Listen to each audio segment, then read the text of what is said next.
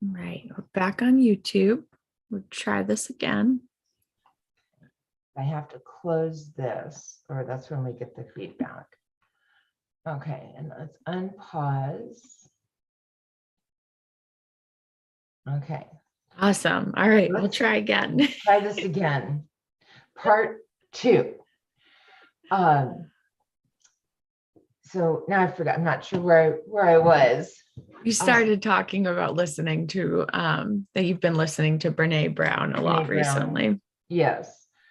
Love all things Brene Brown. But so talking about integrity, and what does that have to do with self-care? This is the question that came up for me. What if the first part of self-care is speaking your truth and being true to yourself? If I say I agree with somebody when I don't, I'm not being honest and authentic. Right. If I'm trying to conform and buy a relationship with my agreement, then I'm not being authentic. And what value and how much depth is that relationship going to have? It's not going to have any, because it's based on a lie. Right. So what I'm working on, the nut that's in front of Kelly right now that she's trying to figure out, is how do I speak and share what I really believe and how I really feel, how I feel, without judgment.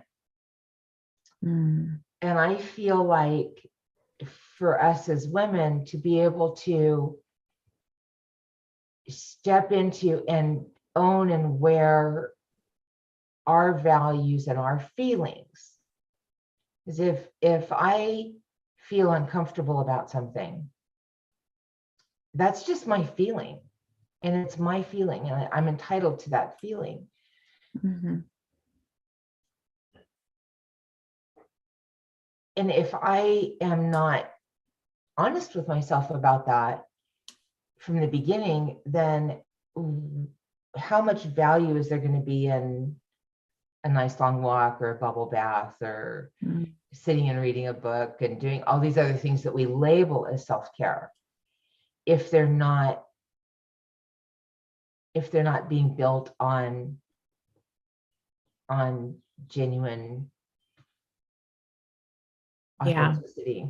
Yeah, that type of, as you're kind of describing it, that type of self-care, like you said, like the bubble baths and the long walks, which are great self-care activities. Like, don't get me wrong, we're not putting down any of that. Like a 15-minute nap, great. Like any of those things, wonderful.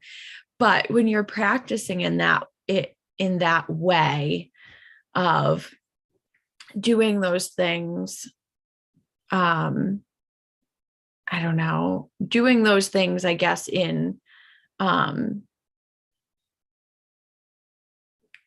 doing those things without being true to yourself or without integrity kind of makes me feel of like just putting on a Band-Aid type thing. You can, sure, like a long hot bubble bath would probably relieve some stress and it would feel great, in the moment, but there's still so much more underneath that's not being addressed. Right. And so those activities in the long run aren't going to have that same effect. They're not going to feel like you're truly caring for yourself.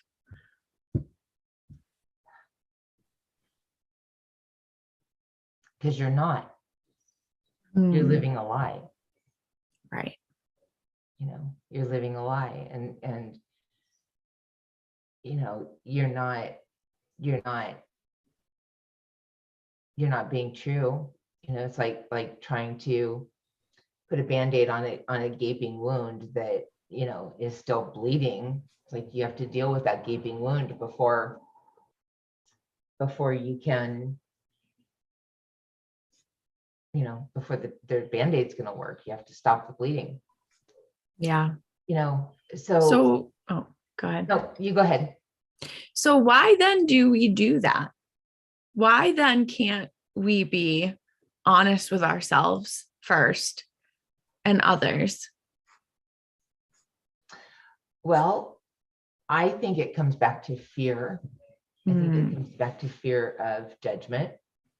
Yeah. And in those types of moments, I think there's a fear of someone I care about is going to feel judged, feel I'm judging them, even if I'm not. If I'm just sharing my feeling, they're going to perceive judgment. And because I'm afraid they're going to feel I'm judging them, then I'm also afraid they're judging me.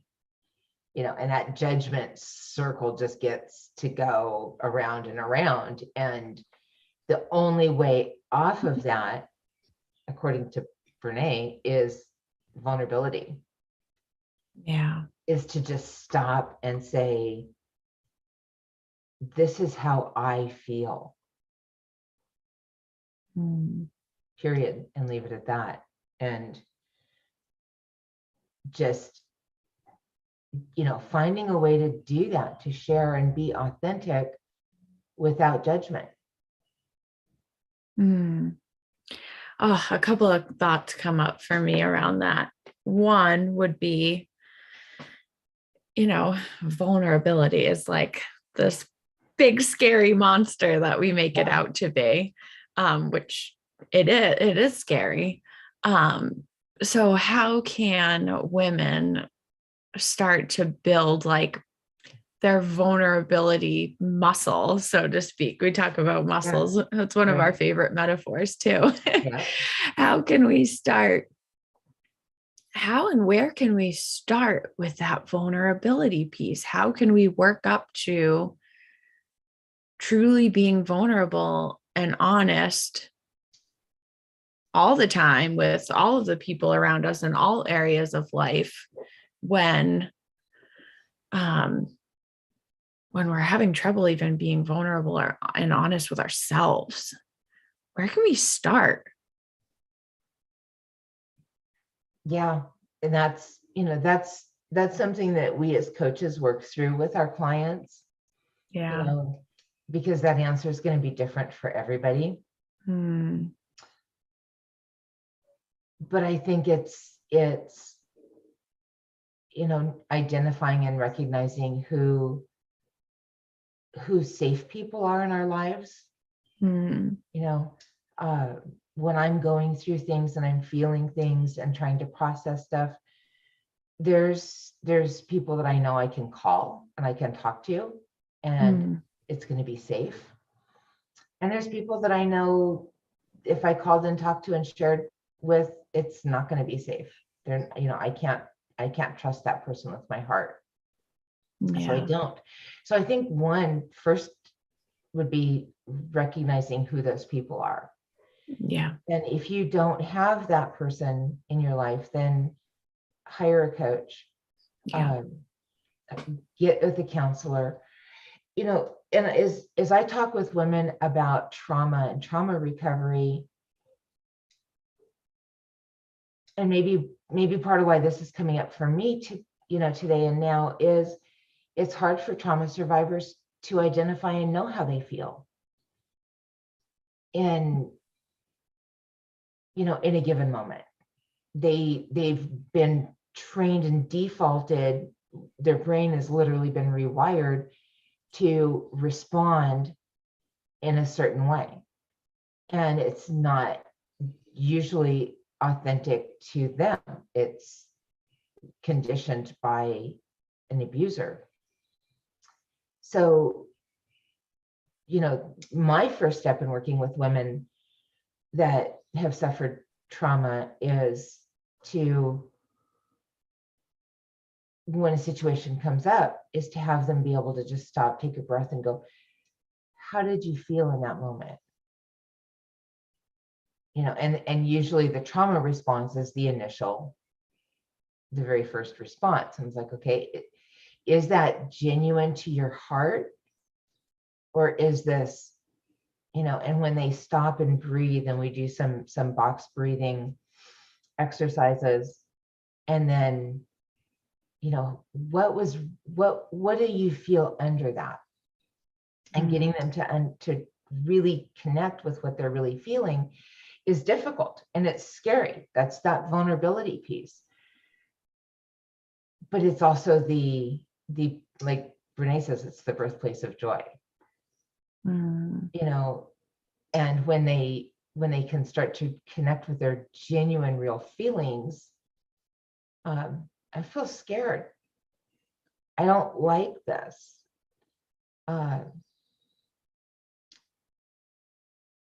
have one lady that I was working with who was a rape survivor, a sexual abuse survivor, and she responds to things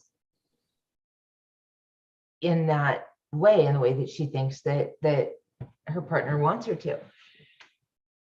But it's not. She really feels repulsed by it, but doesn't respond repulsive because that's not appropriate.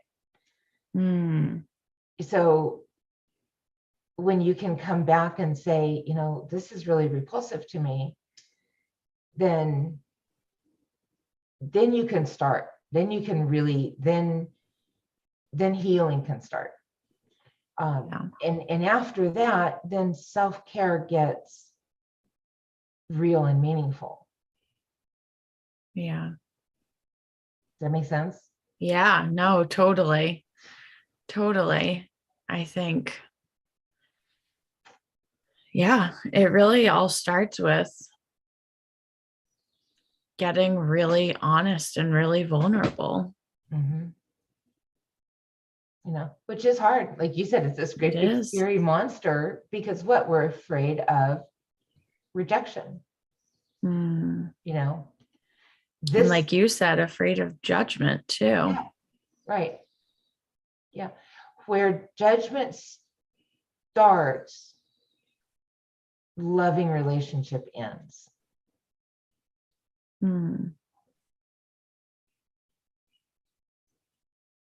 We can't have a loving relationship with judgment in the room. You can't, they're mutually exclusive. Yeah.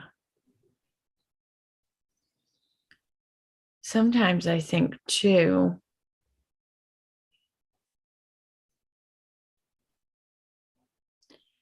we're so afraid of that rejection, right? And that judgment, that obviously we stop ourselves from being honest and being vulnerable in fear of that. And sometimes I wonder how much of that is true too. Is that something that we could be creating, or a story that we're telling ourselves? Again, with certain people, I think it depends on the person for sure. But sometimes, like you said, finding people that are safe, finding people that are safe to be vulnerable with. Maybe we have to, I don't know, give that story less power sometimes too. Maybe there are safe people that we're not even really seeing because we're so scared, and that story has so much weight and value.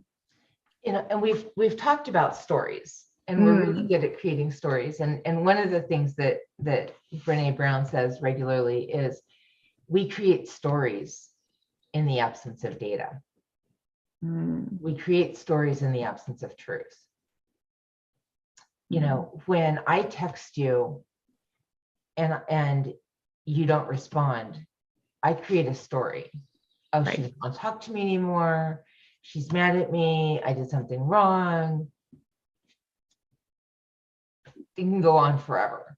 And when in fact, your daughter fell off the monkey bars you're in the emergency room trying to get her arm put in a cast. Has nothing to do with me. Right. Nothing to do with me at all. It's just there's stuff going on in your life and you don't have time to answer a text message. Right. So, but we create these stories to protect ourselves. We create these stories to protect ourselves. And that does not serve us well. It hinders the relationship. And, is the opposite of vulnerability. Like take a breath, stop, and that's, I'm thinking now, like going back to the 4 agreements, and not taking things personally, which is difficult to do until you realize that I'm responsible for what I do. I'm responsible for what I say, what I do. I'm not responsible for what anybody else says and does. Right. When somebody chooses not to respond to a text message, that has nothing to do with me. That has everything to do with them and how they're choosing to show up in the moment. And I don't need to assign my value to someone else's response or lack of response. Mm. And those are things that are really easy to say. Yeah. They're easy to say, but when it's personal and it's somebody that you care about and they don't respond, then it takes time and you have to really do your self-talk around, which maybe that's what we're really talking about today, is our self-talk and that self-care. But it's positive self-talk, and true self-talk is self-care. Yeah, absolutely. This is doing what's true and right, in my mind, and telling myself the truth is going to be far more valuable and pay dividends a lot longer than a bubble bath. Right. Not dissing a bubble bath at all. They're great. Right. But it's, if I sit in the bubble bath and lie to myself, oh, she didn't text me back, she doesn't love me anymore, she doesn't want to talk to me anymore, and create this massive story, how much am I helping myself with that? Right. Right. Absolutely. Absolutely. And we always talk about too how, it really always starts with your thoughts, right? Your thoughts create your feelings, which create your actions. And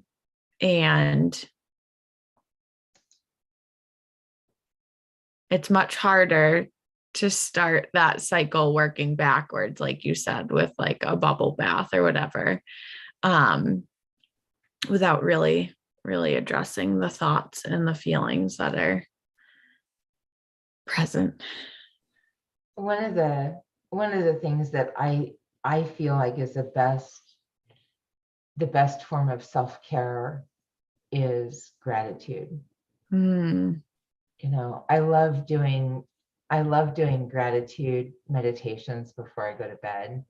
To just sit, I don't know if you remember or ever heard that little song, count your blessings, name them one by one. I think they were onto something. Yeah. I think they were really onto something. And I noticed, I use a sleep app, so I kind of track my sleep. Yep. And I notice the nights when I do a gratitude meditation, I sleep better. My sleep, I get into a deep sleep, and I stay in a deep sleep much longer than when I don't. If I go to bed, my mind is racing and thinking about all this stuff, worst thing you can do is watch the news before you go to bed, Right. you know, Right. you know. But I mean, one of my stories was that's what responsible adults do. They watch the 10 o'clock news before they go to bed. Well, so you're filling your head with all this negative, bad, horrible stuff. And, then expecting to sleep and rest well. Right. It's not likely to happen. But, when you spend time to just quiet your mind and just really focus on all the things that you have to be grateful for. Yeah. Yeah. I think if we're able to find those things that feel good for us and nourishing for us, like practicing gratitude versus watching the 10 o'clock news, it definitely helps to start letting those stories go when you're seeing all of the benefits of doing the things that are more nourishing for you. And I also believe that your outer world is a reflection of your inner world. Mm-hmm. So if you are ending your day practicing gratitude and counting your blessings, like from your song, then blessings are what you're going to see. Right. Blessings are what you're going to notice and what are going to come to you. If you're, again, like you said, watching the 10 o'clock news and thinking about all of the horrible things. And of course, we don't want to ignore those things by any means. No. But if that's how you're ending your day with listening to and hearing those things that don't make you feel so great, right, then that's what you start seeing more of. Yeah.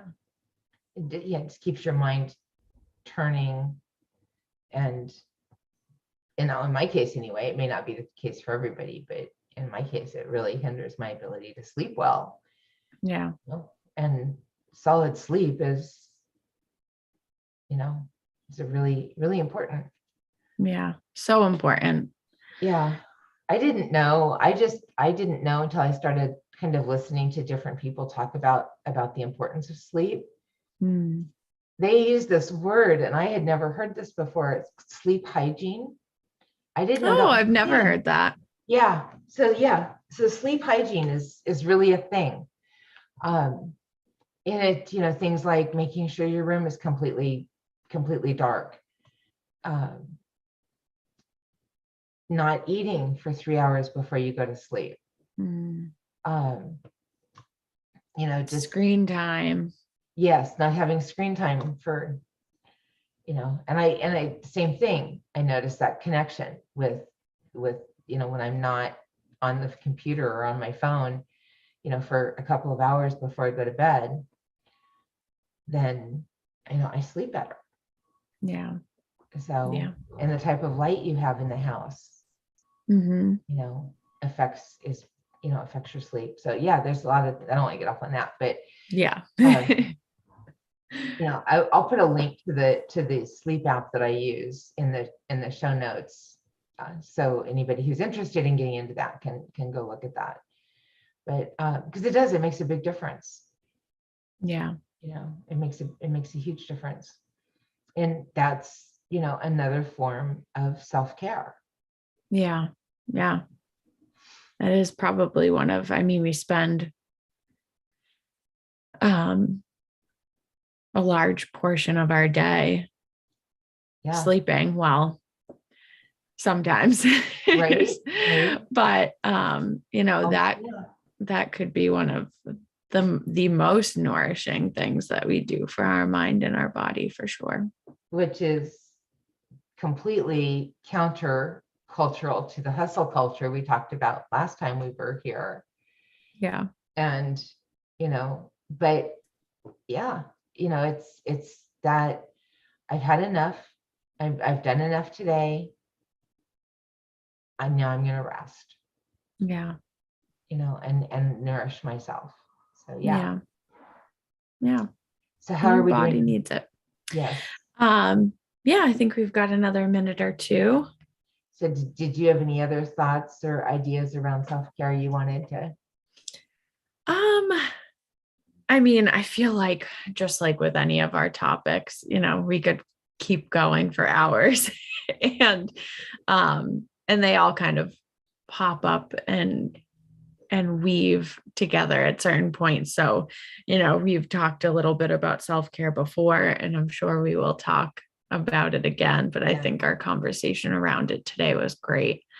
Um, yeah, I really liked that vulnerability and truth piece and sort of how you can start building that muscle. And maybe it's just with yourself to start, maybe it's just in a journal to start.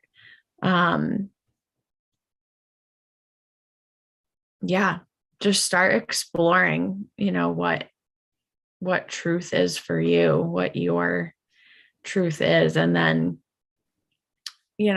move on to, like Kelly mentioned, finding those safe people that you can continue to grow and build that muscle and work with a coach or a counselor if need be. Um, yeah, just kind of keep going from there. Yeah. And be grateful. Mm-hmm. Just being grateful. It's an antidote to depression. It's an antidote to anxiety. Mm, Those things just can't live there. And and just it's a hard truth to absorb, but recognizing that the way other people treat you is not a reflection of your value. mm, When yeah, someone treats me badly, it is not a reflection of my value. It's a reflection of their character yeah, or whatever they're going through in the moment. But I don't need to take that personally. right. Yeah, that's a great reminder too. So, All right. well, thank you. It's wonderful. Loved our time together as always. Yes. Yes. Happy to be back. And next week, we're going to talk about boundaries. Oh boy. So, Yes. And Brene Brown's name may come back up again because she has a little bit to say around boundaries. yeah. Yeah. I think it's going to be a really good extension of this conversation today. Yes, agreed. Yeah. All All right. right. Well, thank you. We Thank will you.